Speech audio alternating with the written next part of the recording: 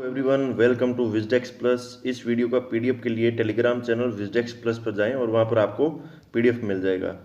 सो कल हमने 2 सवाल पीछे छोड़ दिए थे आपके प्रैक्टिस के लिए, तो उनमें से आज दोनों सवाल की प्रैक्टिस वापस कर लेते हैं कि रिलायंस, पहले सवाल 2 नंबर देख लेते हैं। रिलायंस रिटेल वेंचर्स ने हाल ही में किस ऑनलाइन फार्मेसी, ऑनलाइन मतलब जो कि ऑनलाइन मेडिकल की सर्विस प्रोवाइड करता है, कंपनी का 100% प्रत्यक्ष स्वामित्व खरीदा है। तो ये रिलायंस रिटेल वेंचर्स है जो कि रिलायंस की एक कंपनी है, ठीक है। तो इसने 100% किस कंपनी का स्टेक एक्वायर कर लिया, ठीक है। तो ये नेटमेट्स का 100% स्टॉक इन्होंने परचेजिंग कर लिया है। तो इसमें नेटलेट्स की क्या है कि विटेलिक नाम की कंपनी है, उसकी छोटी छोटी कंपनियों को जो ग्रुप है उन्हें नेटमेट्स कहा जाता है, ठीक है। तो इस विटेलिक का तो इन्होंने 60% खरीदा है, लेकिन इस विटेलिक की जो छोटी छोटी कंपनियां ना, उनका इन्होंने 100% मतलब पूरा का पूरा इन्होंने रिलायंस रिटेल वेंचर्स ने एक्वायर कर लिया, ठीक है। तो ये नेटमेट्स का 100% खरीद लिया है, ठीक है। फिर नेक्स्ट वाले, किस खेल संघ ने पूरे भारत में स्काउट कार्यशाला करनी है, ठीक है। स्काउट का मतलब क्या होता है मैं आपको समझाऊंगा। स्काउट कार्यशाला करने के लिए इंटरनेशनल कमर्शियल स्काउटिंग ऑर्गेनाइजेशन के साथ समझौता ज्ञापन पर हस्ताक्षर किया है, ठीक है। तो मतलब ऐसा इन चारों में से ऐसा कौन सा ग्रुप है जिसने इंटरनेशनल व्यावसायिक स्काउटिंग संगठन के साथ समझौता कर लिया है ताकि भारत में वो स्काउट का काम कर सकेंगे। तो ऑल इंडिया फुटबॉल फेडरेशन ने जो कि इस प्रकार का समझौता किया है। अब स्काउटिंग क्या होती है? स्काउटिंग ये होती है कि बच्चे टू बड़े सभी लोगों को, यदि जो इसको ज्वाइन करना चाहेगा, उसमें नैतिकता का विकास, योग्यता का विकास, डिफेंस, गाइडेंस, शारीरिक, मानसिक, आध्यात्मिक सभी प्रकार का एक विकास किया जाता है ताकि वो बच्चा भविष्य में किसी प्रकार की, यदि इस प्रकार की समस्या हो या फिर उसकी पर्सनैलिटी डेवलपमेंट करना हो, तो इस प्रकार का काम स्काउटिंग में किया जाता है, ठीक है। जो भारत स्काउट एवं गाइडेंस है उसको 1986 में, ठीक है, 1986 में शांति दूत पुरस्कार मिला था। किसने दिया था? यूनाइटेड नेशंस ने, ठीक है, संयुक्त राष्ट्र ने 1986 में जो कि भारत स्काउट एवं गाइड है उसको एक पुरस्कार दिया, शांति दूत पुरस्कार दिया। इसमें क्या किया जाता है? नैतिकता, योग्यता, डिफेंस, शारीरिक, मानसिक, आध्यात्मिक डेवलपमेंट किया जाता है, ठीक है। बाकी जो भारत स्काउटिंग है उसे 1913 में एनी बिसेंट द्वारा प्रारंभ कराई थी, ठीक है, आपको याद हो गया होगा। यदि आपको ये चैनल अच्छा लग रहा हो तो प्लीज़ एक सब्सक्राइब बटन ज़रूर दबा दीजिएगा। बाकी आपकी इच्छा है यदि आप लाइक और शेयर करते हो तो। फिर नेक्स्ट सवाल है, हाल ही में किसके द्वारा एक वेबिनार क्या होता है? वेब के माध्यम से। वेब क्या होता है कि अब ऑनलाइन, जैसे ऑनलाइन वेब है, वेब प्लेटफॉर्म, गूगल पे सर्च किया, गूगल पे लाइव स्ट्रीमिंग कर रहे हो और सामने बच्चे देख रहे हैं, तो वो एक वेबिनार हो गया। सेमिनार क्या होता है? सेमिनार जैसे ऑफलाइन होता है, एक प्रवक्ता बोल रहा है, उसको बाकी दर्शक सुन रहे हैं, तो वेबिनार में भी वेब के माध्यम से, ठीक है। तो ये हाल ही में किसके द्वारा एक webinar, Millennium Alliance round 6 and COVID क्या, corona virus disease 19 innovation challenge awards पर किया गया है, ठीक है। तो हाल ही में किसके द्वारा ये इस प्रकार काम किया गया? तो इसका है जो कि वाणिज्य एवं उद्योग महासंघ, जिसे फिक्की के नाम से जाना जाता है, तो इसने इस प्रकार का किया है। तो फिक्की के बारे में और इस प्लेटफॉर्म के बारे में देख लेंगे कि फिक्की द्वारा एक webinar, Millennium Alliance round 6 and Covid innovation challenge award शुरू किया गया, ठीक है। तो इसमें क्या कि और भी कई संगठन है, यूएसएआईडी, फिक्की, ठीक है, डीएफआईडी, इन्होंने इस प्रकार सार्वजनिक निजी भागीदारी मतलब गवर्नमेंट और प्राइवेट इंस्टीट्यूशन साथ में मिलकर इस प्रकार का काम करेंगे। तो यदि जिस प्रकार की समस्या आई तो उन्होंने इनोवेशन करेंगे। इनोवेशन क्या होता है? नवाचार, मतलब कोई एक नई रिसर्च करना या फिर उनसे लोगों को लड़ने के लिए कुछ ऐसे और नए सुझाव, नए तरीके, नई टेक्नोलॉजी प्रोवाइड करना ताकि इस समस्या से उबर सकें। अब फिक्की के बारे में देख लेना चाहिए। फिक्की है जो कि 1927 में स्टैब्लिश की थी। किसके? महात्मा गांधी ने उनको मतलब एक प्रकार का आदेश नहीं, मतलब एक सुझाव दिया था कि आप इस प्रकार के संगठन का ऑर्गेनाइज करो जो कि बिजनेस और इंडस्ट्री फोरम बनाए। बिजनेस मतलब व्यापार रिलेटेड और इंडस्ट्री उद्योगों के रिलेटेड एक प्रकार का मंच बनाए जहां पर लोग वहां की पॉलिसी बना सके, वहां की इस इंडस्ट्री में जो भी समस्या है उन पर विचार कर सके, ठीक है। इसका हेडक्वार्टर है जो कि न्यू दिल्ली में है और इसके अभी जो अध्यक्ष है वो कि पंकज पटेल नाम से है, ठीक है। तो इस फिक्की को इस्टेब्लिश करने में महात्मा गांधी ने तो इन्हें सुझाव दिया था, लेकिन घनश्याम दास और पुरुषोत्तम ठक्कर ने जो कि फिक्की की स्थापना की कब? 1927 में, ठीक है। ये इंडस्ट्री रिलेटेड पॉलिसी या इंडस्ट्री रिलेटेड सुझाव भी गवर्नमेंट को प्रोवाइड करती है। फिर नेक्स्ट, है कि नेक्स्ट वाला है कि वित्तीय रूप से जागरूक एवं सशक्त भारत के निर्माण हेतु, ठीक है, स्ट्रांग भारत बनाना है, अवेयरनेस भारत बनाना है के निर्माण हेतु वित्तीय शिक्षा, फाइनेंशियल एजुकेशन, ठीक है, वित्त के रिलेटेड शिक्षा देने के लिए राष्ट्रीय रणनीति 2020 से 25 किसने जारी की है? तो ये जो वित्तीय शिक्षा के लिए राष्ट्रीय रणनीति है आरबीआई ने लॉन्च की है, ठीक है। क्या ये पहली बार लॉन्च की? नहीं, इससे पहले भी इसका एक फेज चल गया था जो कि 2013 में शुरू किया था। तो अब नया फेज है जो कि 2020 में शुरू किया जा रहा है और 25 में पूरा होगा। इसमें क्या काम किया जाएगा? फाइनेंस रिलेटेड, वित्त के रिलेटेड जो भी शिक्षा एजुकेशन प्रोवाइड की, जैसे कि अब देखो इसमें सेबी जुड़ गया, इसका मतलब शेयर मार्केट रिलेटेड दी जाएगी, पीएफआरडीए जुड़ गया, आईआरडीए जुड़ गया, मतलब इंश्योरेंस रिलेटेड जानकारी दी जाएगी, सेबी रिलेटेड जो भी आजकल ऑनलाइन, क्योंकि डिजिटल का जमाना है, सारे पेमेंट ऑनलाइन ट्रांजैक्शन हो रहे हैं, तो इस प्रकार के सारे निवेशकों का हित कैसे साधा जाए, आप ऑनलाइन फ्रॉड से कैसे बचे जा सकते हो, तो इस प्रकार का एक आरबीआई ने इनिशिएटिव चलाया है, एक प्रोग्राम चलाया है, एक रणनीति बनाई है जो लोगों को फाइनेंस रिलेटेड काम सिखाएगी। तो इसे जो इसे पूरा आगे काम संभालेगा वो national centre for financial education एक इंस्टीट्यूशन है, ठीक है। ये क्या है कि 2013 कंपनी अधिनियम के तहत एक इसे company as a company establish किया गया, ठीक है। किसके द्वारा? आरबीआई, सेबी, आईआरडीएआई और पीएफआरडीए, ठीक है, इनके द्वारा। गैर लाभकारी मतलब ये प्रॉफिट के लिए काम नहीं करती है, एजुकेशन प्रोवाइड करेगी, कोई प्रॉफिट नहीं देगी, नॉमिनल चार्जेस ले भी सकती है, नहीं भी ले, लेकिन इसका मेन काम है जो कि लोगों को अवेयर करना है। किसके रिलेटेड? Finance related. कैसे काम करेगी? कंटेंट अच्छा देगी, कैपेसिटी अच्छी होगी, कम्युनिटी बनाएगी, एक अच्छा लोगों का एक समुदाय बना लेगी, कम्युनिकेशन संचार उसके सामने लोगों से संचार करेगी और कोलैबोरेशन करेगी, लोगों के साथ में सहयोग बनाएगी। इन 5C अप्रोच के माध्यम से लोगों को अवेयर करेगी। Content, capacity, community, communication and collaboration, ठीक है। तो इस प्रकार का ये, और मैंने यहाँ पर एक ये डायग्राम भी दे रखा है, आप इस वीडियो को पॉज कीजिए और इस डायग्राम को पढ़िए जो अपन ने अभी हाल ही में चर्चा की है, ठीक है। फिर विश्व वरिष्ठ नागरिक दिवस कब मनाया जाता है? तो ये 4 डेज है, इनमें से कौन से डेज को मनाया जाता है? ये 21 अगस्त को मनाया जाता है। क्या आप मुझे बता सकते हैं इन पीछे वाले जो 3 डेज हैं इन पे कौन कौन से डे मनाए जाते हैं? ठीक है, तो विश्व नागरिक वरिष्ठ दिवस है वो कि 21 अगस्त को मनाया जाता है। अब सिंपल सी बात है कि भाई वरिष्ठ नागरिक दिवस क्यों मनाया जाता है? तो इसमें इन लोगों के सम्मान के लिए, ठीक है, 14 दिसंबर 1990 को 21 अगस्त को यूनाइटेड नेशंस महासभा ने बोला था कि मतलब इसे एक एक्सेस दे दिया कि आप अब इसे इस प्रकार के एक डे मनाया जा। बाकी इसमें देखा जाता है कि भाई जो भी वरिष्ठ नागरिक है उनको सामाजिक स्थिति कैसी है उनके बारे में उन्हें अवेयरनेस किया जाता है कि आपके क्या अधिकार है, आपको किन समस्याओं से गुजरना पड़ता है, उनका ये सॉल्यूशन है। तो इस प्रकार इस डे मनाने का प्रमुख कारण यही होता है कि आप उन समस्याओं से या फिर आपके सामने क्या समस्या आ रही है आप इस प्लेटफॉर्म पर साझा कर सकते हो और भविष्य में इसे सॉल्व करने की कोशिश की जाएगी। ठीक है, फिर हाल ही में नेक्स्ट वाले केंद्रीय मंत्रिमंडल ने, आपने अभी न्यूज़ में सुन लिया होगा, हमने कल डिस्कस किया था, राष्ट्रीय भर्ती एजेंसी की नेशनल रिक्रूटमेंट एजेंसी की स्थापना के प्रस्ताव को मंजूरी दी है। ठीक है, एनआरए किस अधिनियम के तहत पंजीकृत किया जाएगा?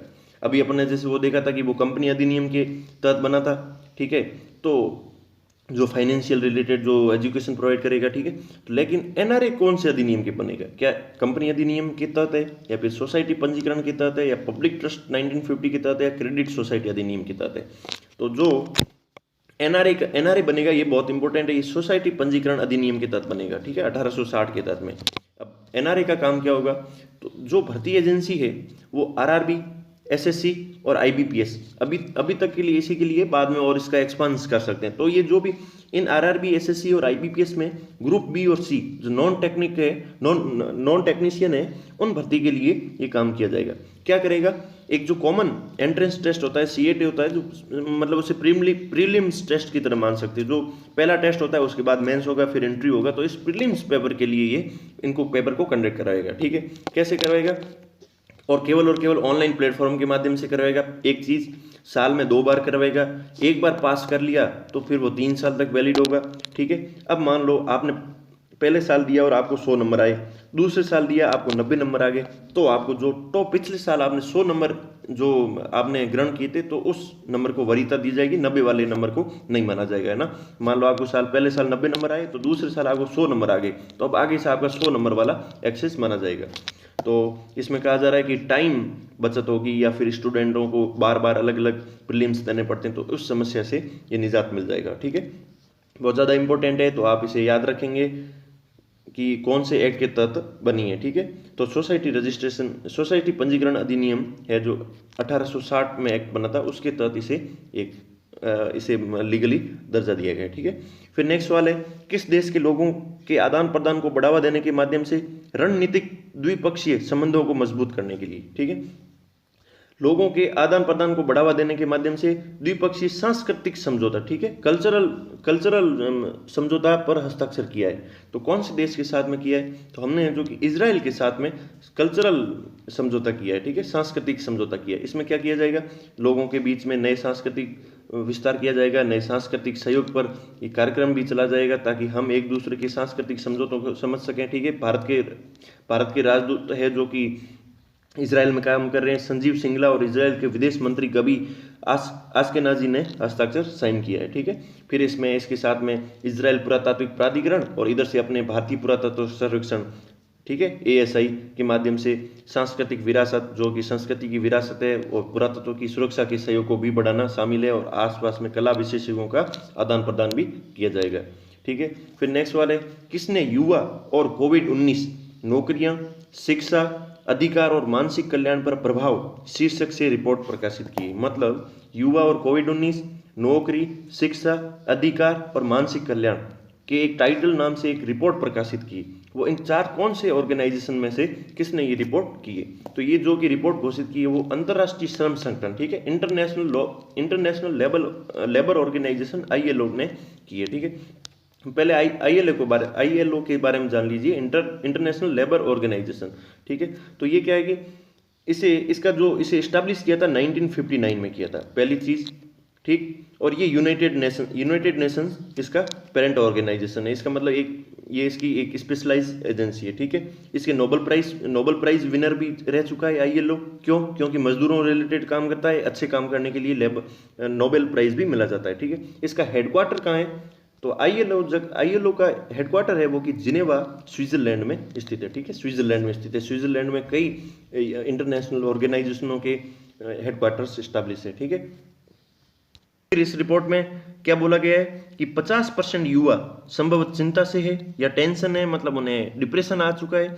17% लोग तो इसमें से पहले से ही इस प्रकार के डिप्रेस्ड थे। क्यों? क्योंकि उन्हें रोजगार नहीं मिल रहा था, रोजगार नहीं मिलता है तो उनकी जॉब जनरेट नहीं होती है, जॉब जनरेट नहीं होता उनके पास इनकम नहीं होती है, इनकम नहीं होने पर अपने कोई भी आवश्यकता का सामान वो नहीं खरीद सकते, और यदि उनके सपने पूरे नहीं होंगे तो वो अवसाद में आ जाएंगे। ठीक है, तो इस प्रकार की एक चैन बनता है, फिर ये चैन चलता ही रहता है। ठीक है, तो इस चैन में 17% लोग तो पहले ही एडिक्ट थे। ठीक है, अब 50% होंगे जिसमें से 38% लोगों को उनके भविष्य के बारे में कोई जानकारी नहीं है। देखो, यदि आपको पता हो कि मुझे ये करना है, मुझे ये मिलेगा, इसका ये टारगेट होगा, इसका ये रिजल्ट होगा, और इससे फिर मैं इस प्रकार की इस्टेब्लिश संस्था कर सकता हूँ, लेकिन आपको पता ही नहीं है कि मुझे आगे क्या करना है, तो फिर वो टेंशन हो सकती है कि मुझे करना क्या है, मुझे कोई गाइडेंस करने वाला नहीं है, यदि गाइडेंस नहीं किया तो मेरा फ्यूचर क्या होगा, मेरा फ्यूचर नहीं हुआ तो मैं क्या करूँगा। इस प्रकार के भी लोग हैं, जो 38% लोगों की प्रॉब्लम आ सकती है। तो इस प्रकार की ILO ने ये रिपोर्ट पब्लिश की है। ठीक है,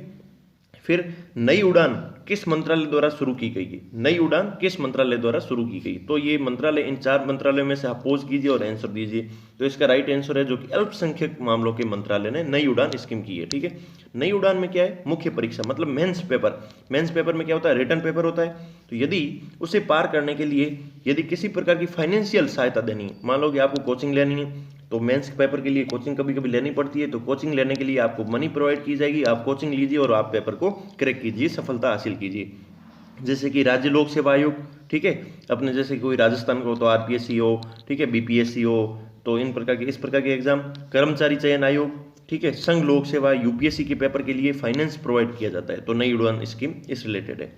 फिर नेक्स्ट वाले, national payment corporation of India ने हाल ही में सहायक national payment corporation of India ने NPCI इंटरनेशनल पेमेंट लिमिटेड, ठीक है, NPCI अभी भारत में कर रही है, लेकिन इसका एक्सपांस NIPL, ठीक है, NPCI international payment limited launch किया है। तो NIPL के CEO कौन है? तो इन चारों में से बताइए इनके CEO कौन है? तो इसका राइट आंसर जो कि रितेश शुक्ला है। तो अब पहले एनपीसीआई के बारे में आप जान लो। बहुत इंपॉर्टेंट बॉडी है एनपीसीआई, कई बार चर्चा में रहती है और अपन इसका यूज भी करते हैं। तो एनपीसीआई क्या अभी बनी है? नहीं, कि आप सोचेंगे कि अभी डिजिटल पेमेंट शुरू, नहीं, 2008 में बना दी गई थी। किसने बनाई थी? आरबीआई ने, ठीक है, RBI plus Indian bank group ने, इंडियन बैंक एसोसिएशन ने ये इस प्रकार की बॉडी बना दी थी। एनपीसीआई क्या है? गवर्नमेंट है, 100% गवर्नमेंट शेयर स्टेक है। फिर ये नॉन प्रॉफिट है, किसी प्रॉफिट के लिए काम नहीं करती। इसका तो काम है केवल और केवल पेमेंट कॉर्पोरेशन को और एक्सपांस करना, लोगों के बारे में ऐसे प्लेटफॉर्म्स लॉन्च करना। जैसे कि आपने ये यूपीआई सुना होगा, तो यूपीआई एनपीसीआई ने बनाया, ठीक है। IMPS, immediate money processing system वाला, ये एक आईएमपीएस, जो अपन आईएमपीएस या नेफ्ट ऑनलाइन नेट बैंकिंग के तहत काम करते हैं, ठीक है। बाकी एएफपीएस, ठीक है। एक सीटीएस होता है, चेक ट्रंकेशन सिस्टम होता है। चेक ट्रंकेशन सिस्टम क्या होता है कि आपने चेक दिया, फिर इसमें कुछ एक ऐसी चिप लगी होती है या फिर एक ऐसा नीचे कुछ कलर सा होता है, तो वो उसे आप यदि लेजर प्रिंट करोगे तो तुरंत के तुरंत वो सीटीएस, उसे चेक ट्रंकेशन सिस्टम कहते हैं, ताकि आपका चेक क्लियर हो जाएगा। फिर नेशनल फाइनेंशियल इंस्टीट्यूशन भी खड़ा किया है, फिर ठीक है, जिसे एनएफएस कहते हैं। बाकी इसने आईएमपीएस, एएफपीएस, सीटीएस, एनएफएस, यूपीआई, रुपए, इस प्रकार के जो सारे कई इंपॉर्टेंट वर्क है जो कि एनपीसीआई ने किए, ये किसी प्रॉफिट के लिए काम नहीं करी, ठीक है। 2008 में एस्टैब्लिश किया है किसने? RBI plus Indian bank association ने, ठीक है। तो ये जानकारी, और किसके तहत बनी है? ये 2013 कंपनी एक्ट के तहत बनी है, ठीक है। जिस प्रकार वो सोसाइटी एक्ट हमने देखा था, कंपनी एक्ट देखा, तो ये भी कंपनी एक्ट 2013 के तहत बनी गई है। फिर इसकी सारी इंपॉर्टेंट अपन न्यूज़ देख लिया, आप इसे पढ़ भी सकते हैं, जो था मैंने आपको समझा दिया। फिर नेक्स्ट वाले, लक्ष्मी विलास बैंक ने हाल ही में एक संपर्क रहित डिजिटल पहल, क्या है? एसएच लक्ष्मी डिजी गो, मतलब डिजिटल गो, डिजिटल की तरफ भागो, की शुरू की है। एलवीबी का मुख्यालय कहाँ पर स्थित है? इन चारों में से आप बताइए। तो इसका राइट आंसर है कि चेन्नई में है। तो मतलब डिजिटल गो की तरफ आप एक इनिशिएटिव चलाया, इस बैंक ने इनिशिएटिव चलाया है ताकि डिजिटल पेमेंट की ओर आप जाइए। कैशलेस तो नहीं हो सकता, लेकिन लेस कैश हो सकता है। कैशलेस मतलब 100% बिना कैश के उपयोग, ऐसा शायद अभी तक संभव नहीं है, लेकिन लेस कैश मतलब आप कैश का कम उपयोग कर सकते हो, ऐसा संभव है। इसलिए एक डिजिटल की तरफ आपको दौड़ना होगा, ठीक है। फिर ये एक सवाल है जो कि मैं आपके लिए कल के लिए पेंडिंग करता हूँ। हाल ही में शोधकर्ताओं ने किस बौने ग्रह का महासागर विश्व ओशियन वर्ल्ड का दर्जा दिया था? तो इसका आप मुझे राइट आंसर बताइए इनमें से, फिर इसका मैं आपको कल एक्सप्लेनेशन कर दूंगा। बौने ग्रह महासागर विश्व ओशियन वर्ल्ड का इसे दर्जा दे दिया गया, ठीक है। फिर नेक्स्ट वाले, किसने सतह से सतह पर मार करने वाली, सतह से मतलब ग्राउंड टू ग्राउंड, ठीक है, ग्राउंड से एयर में नहीं, ग्राउंड टू वाटर में नहीं, ग्राउंड टू ग्राउंड में, ठीक है, बैलिस्टिक मिसाइल शहीद कासिम सोलेमानी का खुलासा किया है? तो इन चारों देशों में से बताइए। अब फिर ये भी देखते हैं बैलिस्टिक मिसाइल क्या होती है। तो इसका राइट आंसर जो कि ईरान है, ईरान ने इस प्रकार की बैलिस्टिक मिसाइल का उद्घाटन किया जिसे शहीद कासिम सोलेमानी कहा जाता है। इसकी रेंज कितनी होगी? 1400 किलोमीटर इसकी रेंज होगी। और एक नई क्रूज मिसाइल है जिसे शहीद अबू महदी भी कहा जाता है, जिसकी ये भी ईरान की डेवलप की हुई 1000 किलोमीटर है, ठीक है। फिर क्या होता है कि मिसाइल दो टाइप की होती है, ठीक है। मिसाइल एक तो होती है क्रूज मिसाइल और एक होती है बैलिस्टिक मिसाइल, ठीक है। जैसे कि बैलिस्टिक मिसाइल हमारे पास कौन सी है? पृथ्वी है, अग्नि है, धनुष है, तो ये बैलिस्टिक मिसाइल होती है। इससे क्या होता है कि न्यूक्लियर वॉरहेड को, मतलब जो कि ये न्यूक्लियर बॉम्ब होते हैं, इसके यदि इसका कोई भी वॉरहेड लेकर जाना है और कहीं पर अटैक करवाना है तो वो इस प्रकार का काम कर सकती है बैलिस्टिक मिसाइल। बैलिस्टिक मिसाइल काम कैसे करती है? मान लो कि इसमें आपने इसमें पूरा वॉरहेड भर दिया और ये इसका टारगेट है, तो इसमें एक क्या होता है कि दिशा सूचक यंत्र लगा होता है, ठीक है, कंपास मान लो या फिर कुछ नेविगेशन सिस्टम होगा। आप उसे बोल लोगे कि मुझे इस टारगेट को हिट करना है, तो ये क्या करेगी? पहले जाएगी ऊंचाई तक, फिर इसमें जो टारगेट होगा उस टारगेट की तरफ फिर वापस इसे नीचे की तरफ मूव करेगी, राइट। तो ये क्या होता है कि तकरीबन ये इसकी मतलब इसमें से आपने एक बार टारगेट फिट कर दिया तो वो उस टारगेट को ही जाके हिट करेगी। ये टारगेट मूवेबल हो गया तो फिर आपका हो सकता है कि पूरा टारगेट हिट ना हो।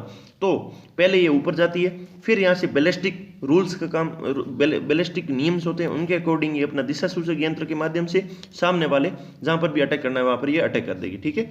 तो ये हमारे पास पृथ्वी, अग्नि, धनुष इस प्रकार की बैलिस्टिक मिसाइल है, ठीक है। सबसे पहली बैलिस्टिक मिसाइल जर्मनी ने बनाई थी, ये आप देख लीजिएगा। फिर किस देश के वैज्ञानिक ने एयूम, एयर यूनिक क्वालिटी मॉनिटरिंग विकसित किया है? वायु गुणवत्ता मापदंडों की वास्तविक समय की दुरुस्त निगरानी के लिए, ठीक है। तो ये एयूम है जो कि क्या करता है? एयर यूनिक क्वालिटी मॉनिटरिंग करता है, ठीक है, मॉनिटर करता है, उसका डाटा इसको देखता है, ठीक है। वायु गुणवत्ता मापदंडों की वास्तविक समय रियल टाइम की दूरस्थ निगरानी, मतलब दूरस्थ निगरानी के लिए है, ठीक है। तो यूनाइटेड स्टेट्स, इंडिया, रसिया, जापान, तो ये इंपॉर्टेंट डेवलपमेंट किया है हमारा देश, प्यारा देश भारत, इंडिया ने, ठीक है। फिर इसमें क्या किया है कि वायु गुणवत्ता मापदंडों के वास्तविक समय रियल टाइम के लिए रिमोट एरिया जो बहुत थोड़े दूरस्थ पड़ते हैं या फिर वहाँ पर कुछ ऐसा कम्युनिकेशन संभव नहीं है, वहाँ के लिए एक स्वदेशी photonic system AUM, air unique quality monitoring विकसित किया है, ठीक है। WHO की रिपोर्ट बताती है खराब वायु, यदि मतलब खराब वायु की क्वालिटी हुई, एयर क्वालिटी हुई, तो बिगड़ती स्थिति में लगभग 7.5 मिलियन लोगों से, ठीक है, 1 मिलियन में 10 लाख होते हैं, तो इतने लोग तो केवल खराब वायु की क्वालिटी के कारण प्रॉब्लम है। क्या ये समस्या हमारे दिल्ली में कम नहीं है? बिल्कुल, हमारे देश में दिल्ली में बहुत सारा वायु प्रदूषण, एयर क्वालिटी बहुत खराब रहती है, इसके लिए वहाँ पर वो वायु क्वालिटी को सुधारने के लिए टावर लगाए जाते हैं। तो इस प्रकार का ये एयूम है जो कि मॉनिटरिंग, डाटा मॉनिटरिंग करेगा, जो कि इंडिया ने डेवलप किया है। फिर नेक्स्ट वाले, India tomorrow conversation with the next generation of political leaders नामक पुस्तक को किसने लिखा है? ये India tomorrow with the next generation of political leaders नामक पुस्तक को किसने लिखा है? तो ये कन्वर्सेशंस वाली ये बुक है जो कि प्रदीप छिब्बर और हर्ष शाह, या केवल एक या बहुत, तो इसका प्रदीप छिब्बर और शाह दोनों ने, हर्ष शाह ने, दोनों ने लिखी है। इसमें क्या किया है, जो कि 20 सबसे प्रमुख अगली पीढ़ी के राजनेता, ठीक है, नेक्स्ट जनरेशन के पॉलिटिकल है, उनके साथ इंटरव्यू किया, उनके माध्यम से समकालीन भारतीय राजनीति, मतलब हमारी भारतीय राजनीति किसका, उसका एक स्नैपशॉट देगा, एक व्यू देगा, ठीक है। तो ये पुस्तक अमेरिकी शिक्षाविदों प्रदीप छिब्बर और हर्ष शाह द्वारा लिखित, और इसे जो कि प्रकाशित किसने किया है? ऑक्सफोर्ड यूनिवर्सिटी प्रेस ने, ठीक है, OUP द्वारा इसे प्रकाशित किया गया है। फिर नेक्स्ट सवाल है, सद्भावना दिवस 20 अगस्त को हर साल किसकी जयंती पर मनाया जाता है? तो सद्भावना दिवस 20 अगस्त को हर साल किसकी जयंती पर मनाया जाता है? राजीव गांधी, इंदिरा गांधी, या फिर अटल बिहारी वाजपेयी, या VP सिंह? तो इसका राइट आंसर है जो कि राजीव गांधी है, इसका राइट आंसर राजीव गांधी है। फिर इसका क्यों मनाया जाता है? क्योंकि भारतीय former prime minister Rajiv Gandhi के जयंती के उपलक्ष्य में हर साल 20 अगस्त को सद्भावना दिवस के रूप में मनाया जाता है। जैसे सांप्रदायिक सद्भाव, ठीक है, संप्रदाय, किसी भी संप्रदायों के बीच में सद्भाव हो, अच्छा व्यवहार हो, उनमें आंतरिक कलेश न हो, तो उसे सांप्रदायिक सद्भाव के दिवस के रूप में मनाया जाता है, ठीक है। राजीव गांधी जी को भारत में सूचना प्रौद्योगिकी और दूर संचार क्रांति के जनक के रूप में माना जाता है, ठीक है। इन्हें भारत मतलब सर्वोच्च नागरिक सम्मान कौन सा है? भारत रत्न 1999 में मरणोपरांत इन्हें सम्मानित किया गया, ठीक है। भारत सरकार ने मरणोपरांत 1991 में सर्वोच्च नागरिक सम्मान भारत रत्न से सम्मानित किया, और इन्हें भारत में सूचना प्रौद्योगिकी एवं दूर संचार क्रांति के जनक के रूप में भी माना जाता है, ठीक है। फिर नेक्स्ट सवाल है, एक माइक्रोसॉफ्ट रिसर्च लैब ने एक interactive neural machine translation app विकसित किया है जो हिंदी और किस भाषा के बीच में अनुवाद करता है? तो ये ऐप विकसित किया जो हिंदी और किस भाषा के बीच में अनुवाद करता है? तो ये गोंडी भाषा के बीच में अनुवाद करता है, हिंदी टू गोंडी, गोंडी टू हिंदी, ठीक है। तो गोंडी क्या है कि गोंडी MP, छत्तीसगढ़, महाराष्ट्र, आंध्र प्रदेश और गुजरात में बोली जाने वाली भाषा, ठीक है। और हिंदी और गोंडी के बीच में इसे 20 लाख से ज़्यादा बोलने वाले लोग हैं, और ये द्रविड़ भाषा परिवार से संबंध रखती है, ठीक है। द्रविड़ भाषा फैमिली की भाषा है और 20 लाख से ज़्यादा लोग बोलते हैं, और इस बीच वाले बैंड MP, छत्तीसगढ़, महाराष्ट्र और आंध्र प्रदेश में बोली जाने वाली है, ठीक है। फिर नेक्स्ट, अब अभ्यास के लिए प्रश्न दे दिए जाते हैं आपको 2, तो ये 2 सवाल आप पढ़िए और इनका आप हमें आंसर दीजिए। लिंगराज मंदिर जो हाल ही में समाचार में था किस राज्य में स्थित है? और भारतीय लघु उद्योग SIDBI small industries development bank of India का हेडक्वार्टर कहाँ है? इन सवालों के जवाब जैसे कि हमने आज आगे वाले 2 सवाल देखे थे उसी तरह भी अपन कल वापस देख लेंगे, ठीक है। बाकी यदि आपको चैनल अच्छा लग रहा हो तो प्लीज़ सब्सक्राइब जरूर कीजिएगा। बाकी मैं आपको कमेंट का नहीं बोलूँगा, यदि आपको अच्छा लग रहा हो तो आप अपना सुझाव भी दे सकते हैं, और आपकी मैं आशा करूँगा आपकी बहुत सारी जिज्ञासाएं संतुष्ट हुई होगी और कुछ नया जानने की भी भूख पैदा होगी। आपकी रुचि के टॉपिक्स की महत्वपूर्ण जानकारी देने के लिए उपयोगी हो वो जरूर सुझाव दीजिएगा। थैंक यू, फिर मिलते हैं नेक्स्ट एक सीरीज में, तब तक के लिए अलविदा।